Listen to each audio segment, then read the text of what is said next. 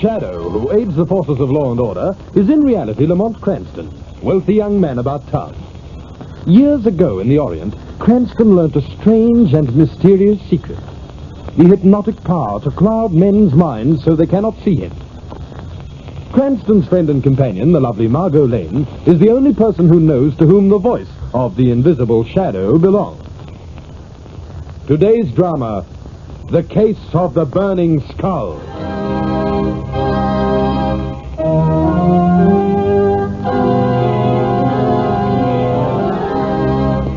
A late afternoon thunderstorm breaks over the city. As the streets empty and everyone runs for cover, two men collide as they dash into the shelter of a small doorway. Sorry. Oh, that's all right. Cranston. Lamont Cranston. Hi, it's Steve Grant. Hello, Steve. Oh, if this isn't the strangest coincidence. Haven't seen you for ages, Steve. How's our promising young chemist? Listen, Lamont. The last I heard, you had a great job with the Guild Chemists Alliance. Still with them? Yes. Lamont. Married? Yes. Lamont, listen to me. You won't believe it, but I was on my way over to see you. I'm in trouble. Oh, what's the matter, Steve? I'm going to die. Oh, well, we all are, sooner or later. But we don't all get special announcements. You did? Yes. When? How? It was last night. I haven't been sleeping well lately, been nervous and high-strung. Been working pretty hard on a new thorium extract. Yes. But about 2 o'clock this morning, I got up for a drink of water. I went into the bathroom, turned on the tap, and then... Go on. I saw a burning skull staring at me. You what? I hadn't bothered putting on the lights. In the darkness, I saw a hideous burning skull grinning at me, pale and flickering, burning a dull green in the blackness. Yes. It was a terrible shock. I suppose I must have fainted. When I recovered, it was gone. But I knew it was a warning. Now, look here, Steve. You should realize that the obvious fact of the matter is that you're tired, overworked, possibly headed for a nervous breakdown. It was a presentiment, Lamont, a warning. It was an hallucination. Now, you pay attention to your Uncle Lamont. You want my advice? Oh, yes. Now, here's the address of a friend of mine, Dr. Neil Harrison.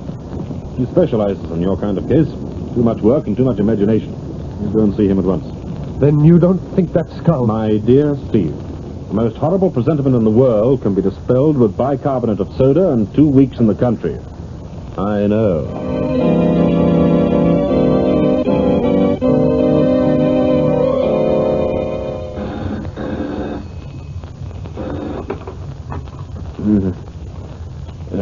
Hello? Is that Mr. Cranston? Yes. This is Helen Grant, Steve's wife. Oh, yes, Mrs. Grant. Mr. Cranston, can you come over to our house right away? Come over? What time is it, Mrs. Grant? It's 5 o'clock, almost dawn. I know this is an unusual request, Mr. Cranston, but... Anything wrong? Yes. With Steve? Yes. What's happened? He's been kidnapped. What? Please come over right away, Mr. Cranston. I can't explain on the telephone. I can't even understand half of what's happened myself. Please come as quickly as you can. I'm desperate.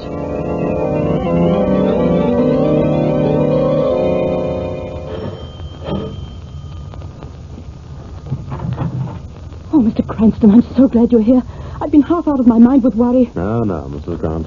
Suppose I come in and you tell me all about it. Yes, you come in. Please sit down, Mr. Cranston. Thank you. Now, Mrs. Grant, from the beginning. Well, it was about midnight. I'd gone to bed and had been asleep a few hours. Suddenly I awoke. I'd heard a sound, an awful sound. What was it?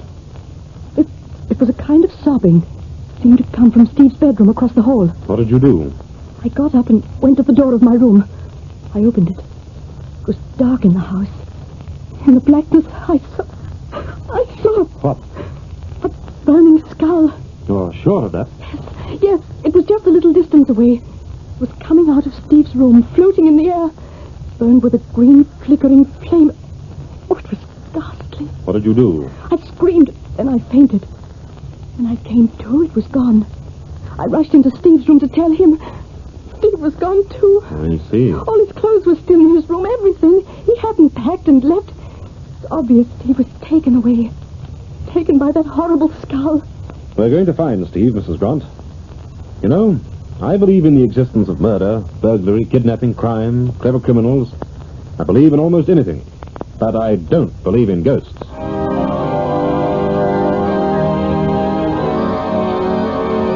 Well, this is a lovely crime to serve me early in the morning, Cranston. What in the blazes do you do? Do you sit up all night working out crazy cases to worry me with? I haven't enough imagination to invent anything like this, Commissioner. Yeah, well, what about you, Miss Lane? Do you believe in this ghost story? I don't know yet. I want to hear the rest of the story. That's all there is to it. First, Grant came to me with his story about burning skull, and then Mrs. Grant. Was it a kidnapping, Lamont? Perhaps. I've gone over Steve's room. All his clothes are there, his shoes, everything. Most important, his passport was there, licenses, checkbook, everything. What's that supposed to prove? Nothing much, except the fact that Grant doesn't seem to have walked out of the house voluntarily. A man might think up an ingenious plan like this to leave his wife, but he doesn't leave all his money and papers and important documents behind. Yes, that's right. But what about the sobbing noise Mrs. Grant heard? And I couldn't find anything to account for that. So it all boils down to this. A chap disappears. He and his wife tell a crazy yarn about burning skulls, and we're supposed to believe the said skull kidnapped the man. That explanation will do until a better one comes along. Have you a better one, Commissioner? Certainly I've got a better one. The obvious one. Grant and his wife thought up the scheme between them to defraud the insurance company. He isn't insured. Well, he's trying to get publicity for some crazy invention he's made. He was a research chemist working for the Guild Chemist Alliance. He made no invention, and if he did, it would belong to the Guild Company and not to him. Well, then I don't know. It's beyond me, Cranston. But I'll tell you one thing. I don't believe you or Grant or his wife. I don't believe that Grant saw anything, either of them. And if they did, it wasn't a burning skull. You can think that over for a while. Hello, Weston speaking. Yes? What? What was that? Well, all right. I'm coming right over. Oh, what is it, Commissioner? You look startled, to say the least. That phone call has just dropped a bomb into my lap, Miss Lane. But now let's have the explosion. Adam Edwards, the broker, has just reported a burglar in his home. $15,000 in cash was stolen. Why, Commissioner, a robbery of that size is no explosion. No? Well, perhaps you'll sing a different song when you know the money was stolen by a burning skull. I suppose you tell us your story, Mr. Edwards. Well, it's quite simple and quite frightening. I was awakened this morning about 3 o'clock by the sound of somebody moving about in my study. Yes? It's a well-known fact that I keep large sums in cash in the house.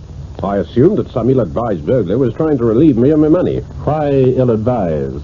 I'm a crack shot, Mr. Cranston, and have a license to keep a revolver in the house. I immediately arose, got the gun, and tiptoed towards the study. And then? I opened the door very carefully. I confess I was shocked and frightened. In the darkness, I saw a burning skull hovering over my desk, while burning skeleton hands rifled the drawers. So now a pair of hands are added to the skull. Pretty soon we get the whole skeleton. Instantly, the skull and hands rushed off through the darkness. I tried to follow. I heard the thing blundering about on the far side of the study. Before I could catch up, it was gone. And so was my money. And that's all. This is too much for me. What is this, a conspiracy? Are you trying to pull my leg? You don't believe my story, Commissioner? Frankly, no. I see. Come this way, please. Where to? To this large annex on the far side of my study. I have something to show you. You see, I'm an amateur photographer, and I've had this annex fitted up as a darkroom. What's all this mean? Please notice that the annex door's alongside the door leading out of the study. Evidently, the burning skull blundered into the annex first by mistake, and then turned and ran out of the real door. I still don't see what all this has got to do with the skull. I tell you, you've been seeing things. We've been seeing reality. Come into the darkroom. Huh? I'm sorry, but this red safety light's all the illumination I can give you. Oh, it's enough, Mr. Edwards. Go ahead. When the intruder came into this room last night, he apparently dislodged one of my unexposed plates and knocked it into the developer tray. Look at this plate, Commissioner. Tell me what you see on it. Good heavens. It's a skeleton hand.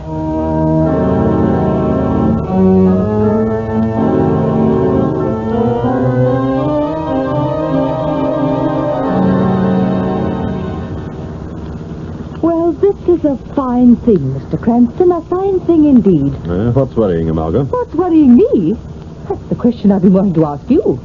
You sit around all day as though it were gloomy Sunday. I was thinking...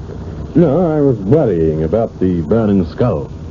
Suddenly at 7 o'clock tonight, you announce we're going for a drive. Where? To visit a friend. Why? To pick up a clue on this case. Who's the friend? Dr. Neil Harrison. I sent Steve Grant to see him yesterday afternoon. It's just possible that Steve might have said something to Dr. Harrison that would give us a clue. Then all that worrying, thinking this afternoon didn't help? No inspiration? It certainly did. Right now, the fire of inspiration needs a little more coal. To be shoveled on by Lamont Cranston Stoker. No. Lamont Cranston, Shadow.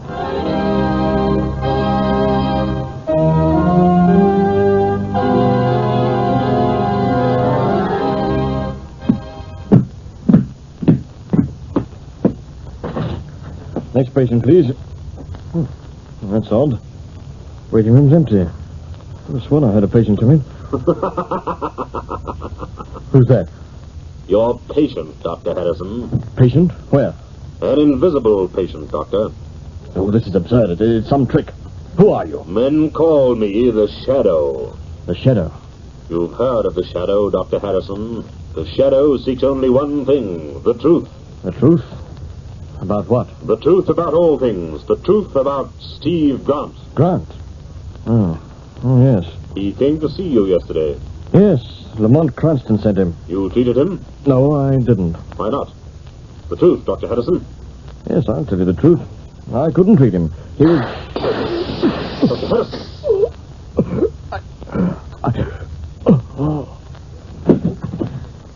He's dead.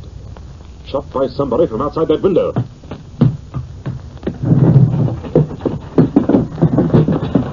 Lamont, where are you? Lamont! Right here, Margot.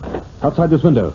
I heard shots while I was waiting in the car and Yes, someone fired through the window while the Shadow was questioning Dr. Harrison. The doctor is dead. Now, come on. We've got to find that murderer if we can. But it's pitch dark, Lamont. Careful. He must have run off this way. Do you know who killed the doctor? No. But I'm afraid we'll never find out now. Lamont! Yes, Margot? Look! Running down the street. Way up there, Lamont! Yes, I see it, Margot. It's a burning skeleton.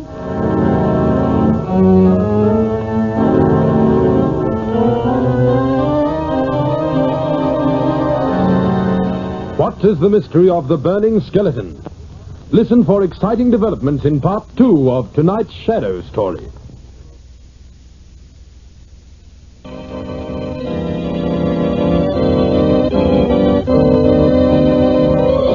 And now, back to the Shadow. We pick up our story as Commissioner Weston is interviewing Margot and Lamont at police headquarters. Cranston, this is the most insane case I've ever heard of. Well, there's nothing insane about it. Harrison was shot dead. The murderer fired through that window. It was a .38 caliber slug that pierced Harrison's heart. What could be more realistic than that? Nothing. Outside of the fact that you claim a glowing skeleton finger pulled the trigger. We saw the skeleton, Commissioner. Oh, I believe you, Miss Lane. Too many people have seen it for me to hold on to the hallucination theory. But I only wish I could see it just once. Commissioner. Yes, what is it, Muldoon? We've just picked up a message from one of the patrol cars. Yes? They've located the burning skull just break into the Zircon jewel store on High Street. He's in there now. If we rush, we can get over there in time to trap him coming out. Let's hurry, Commissioner. This time it looks like you're going to get your wish.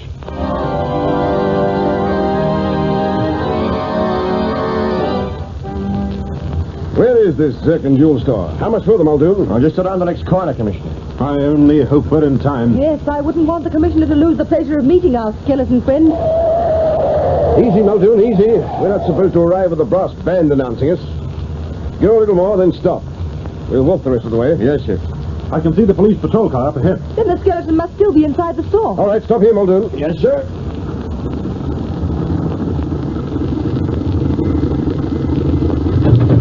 Now, come on. And remember, let's keep quiet. This is our big chance to know. Commissioner! Who in places are those maniacs? Look, he's coming out. It's a burning skeleton, Commissioner. Good heavens. Well, come on, let's get after him. Grab him, you men. Don't let him get away. They're shooting wild, Commissioner. Now, I can't blame him at all, the saints preserve me. But that's a nasty thing to be seen in the dark. He's getting away. Faster. It's no use, Commissioner. We'll never get him. No one will ever get him. Now, don't start any superstitious nonsense, Muldoon. Muldoon's right, Commissioner. The skeleton's vanished. We couldn't hold him, sir. We did the best we could. He got O'Brien. This is a fine thing. What's the matter with you? Are you a lot of babies afraid of skeletons? All right, then. Let's get back to the Zircon store and see how much the skeleton got away with this time. Wait. All right, what now? Apparently our thief did not get away with all he took. Look on the ground there. Lamont, there's 3 unset diamond brilliants. I've got them. Here you are, Commissioner. Hold. Smoke. What's the matter? Have a close look at these diamonds.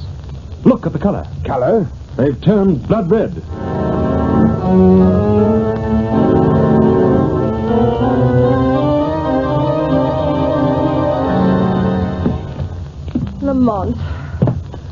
Lamont, stop pacing up and down and listen to me. Got any ideas? Yes, suppose we get some sleep. It's 8 o'clock in the morning, Lamont. How much longer are we going to sit here and think? Until I can work out 3 things. We're not going over all that again, are we? Why was Steve Grant kidnapped? Why was Dr. Harrison murdered? Because they knew something about the burning skeleton. But what? Well, you know the answer to that. You told me yourself. It's tied up with a photograph of the skeleton hand and the diamonds that turned red. Why did those diamonds turn red? How was that photograph made? Lamont, let's get some sleep. I'm going home. Only Harrison had taken Grant as a patient. Oh, didn't he? No, he told the Shadow he couldn't treat him. Well, what difference does that make? If he'd taken Steve as a patient, he might have left some record of some kind. As it is, his information died with him. Oh, that's the door. I'll answer it. Who in the world could that be so early? Oh, it's Grant. Come in. Oh, Mr. Cranston, Now, this is Miss Lane. She's working with me on the case. Margot, Mrs. Grant. How do you do, Mr. Stewart? Now, what's wrong, Mrs. Grant? Oh, Mr. Cranston, I'm frightened. Why? The burning skull. What about it? I think I'm going to be the next victim. You? Now, what do you mean? I've had warnings. When I put the lights out, objects flame up and glow with a weird green color. Steve's watch, money on his desk, spoons, silver, many things. Heavens. Then, last night, I decided I'd sleep in Steve's room. I thought if the burning skull came back, I'd be waiting. Well, did you see it? Did it come back? I didn't see it, but I know it was in the room. How do you know? Look at my arms. Good grief, they're covered with burns. Burns? Look, Lamont. It's as though a skeleton hand had clutched Mrs. Grant. Or the hand of a giant, or a mythological god like Thor, or... What? I said like a... You said Thor. Thor, what an idiot I've been. Steve practically told me the answer to this case when I first met him. What do you mean, Lamont? I mean, I know all about the burning skeleton. Come on, Mrs. Grant. We're going to police headquarters right away.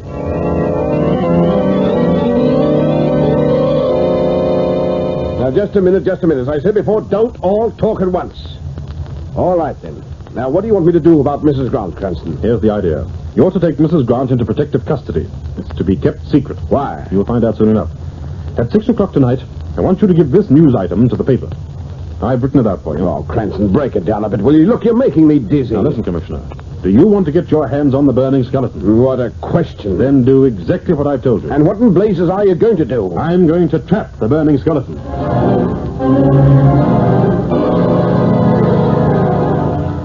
And now for a resume of the news.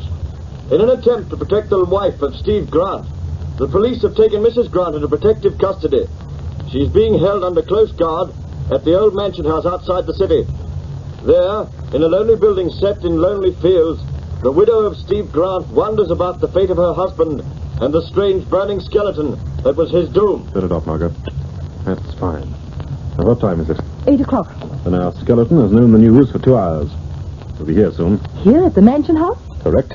Under the misapprehension that Mrs. Grant is here, too. But he's only going to find us. Just the 2 of us. The 3 of us. You're forgetting the Shadow. Oh. But look here, shouldn't you be the Shadow now? Suppose our burning skeleton walks in unexpectedly. He can't. We'll have plenty of warning of his coming. I've run a circuit of electricity in a circle around the field surrounding this house. But how will that warn us? There are 4 concentric rings circling this house, Margot. Each is made of a single wire carrying enough current to signal when the skeleton steps over. We'll hear the signals on this electroscope connected with the circuits. But wouldn't any person crossing those circuits cause the signal to sound? Not any person, Margot. Just our friend. Why? Because of the peculiar constitution of his body. You see, just a minute. That's the electroscope. The skeleton? Yes. He's inside the outermost circuit. He's inside the second circuit. He's inside the third. Now, you know what you're to do? I'm to put out the lights and hide in the cupboard beside the switch. Right. When the skeleton gets into this room, the electroscope signals will reach a peak and then cut off automatically. Then I'm supposed to switch on the lights again. He's inside the 4th circuit. Now, hurry, Margot. Lamont, Don't argue. This man is dangerous.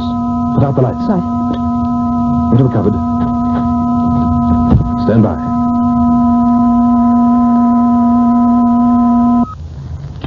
What's that? Who's there? Don't move. Good evening, Steve Grant. Who's that? The Shadow. Shadow? I can't see you. No man sees the Shadow, but all men see you, skeleton. You know Shadow. The shadow knows everything.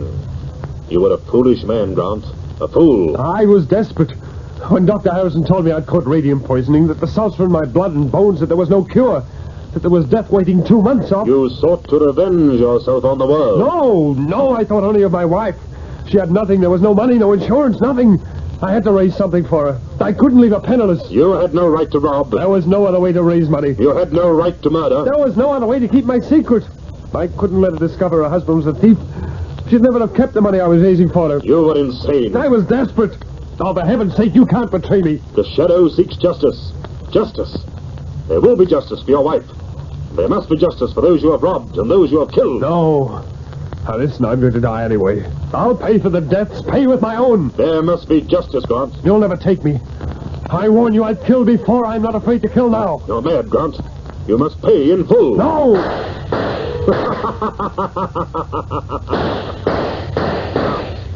How can you kill an invisible shadow? Whatever you are, I'll kill you. Kill the shadow? With what? Not now, perhaps, but another time. I'm powerful, Shadow, as powerful as you. These burning salts in my bone and flesh give me a power no man has ever realized before. I'll return for you soon. You will never leave. Try and stop me. You can't escape the shadow, Grant. Try and stop me. Stop, Grant. Shadow! Stay there, Margot. Keep out of this. I'm going with you. There he goes, across the field. You can see the glowing skeleton running. Keep back, Margot, if you value your life. Why? What's the matter? Grant is running towards the high-tension wires on the road. If he gets too close to that tremendous current, stop, Grant. Stop running. You'll never stop me. No one will ever stop me. If you value your life, don't move another step. Stop. Shadow, He's dead.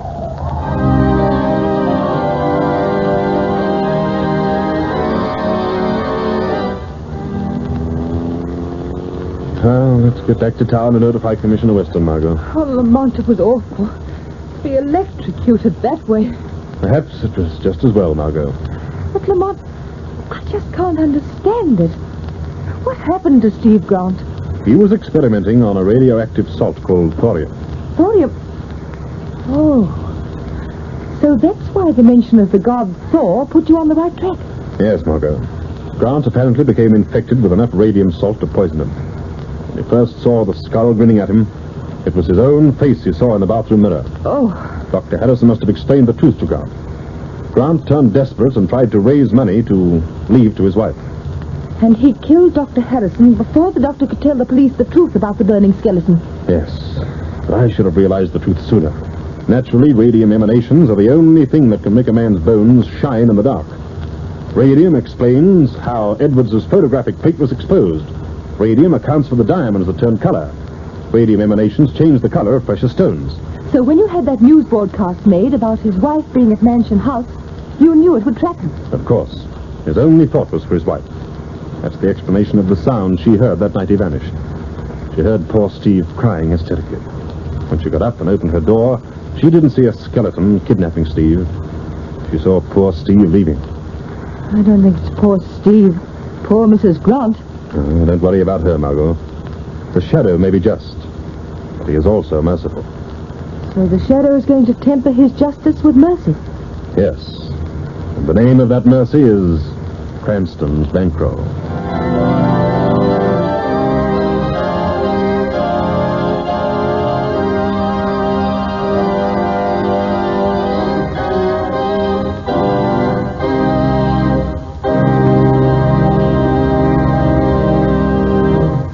In a moment, I shall return with further news of The Shadow.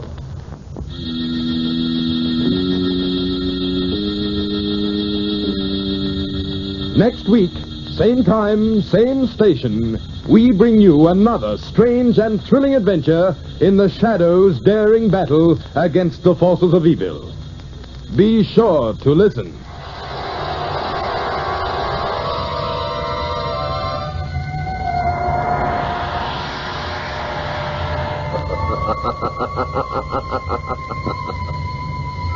As you sow evil, so shall you reap evil. Crime does not pay, The shadow knows.